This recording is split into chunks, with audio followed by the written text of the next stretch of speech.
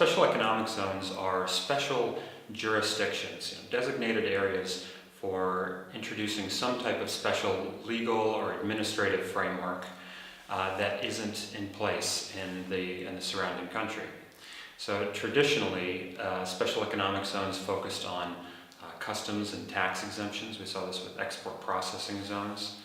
But increasingly, more and more, we're seeing a new type of zone emerge that reforms a broader range of policies that are focused on improving the business environment generally. So we see it in areas of labor or land use regulation, the process for issuing business licenses and construction permits and that sort of thing.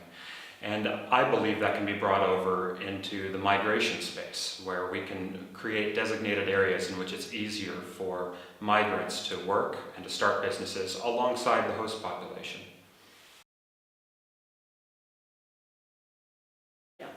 Well, first of all, Austrian companies would have the opportunity to tap into a labor force that is incredibly motivated, incredibly productive, and have incredible talents that aren't being accessed right now by employers.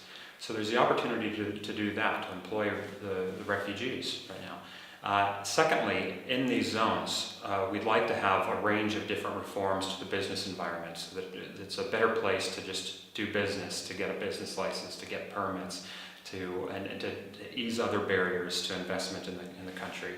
And third, it's an amazing opportunity to be merging commercial, profit-seeking investment with the social good. So we can actually address a major, pressing humanitarian problem and really change the paradigm for addressing problems like that into the future.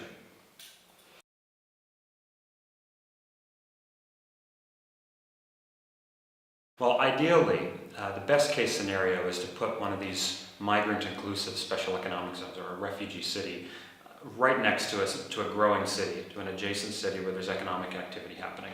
And really, that's going to be the best thing for the country hosting the refugees, because they'll get the most benefits from the zone, because the business activity that's happening in the zone can trade and do business with activity that's happening in the cities. But also, it opens up new urban space for the city, because most of these cities in developing countries are urbanizing at rapid rates. So the cities are growing like crazy, and there's a serious need for high-quality infrastructure, high-quality urban space that a new zone would provide a growing city.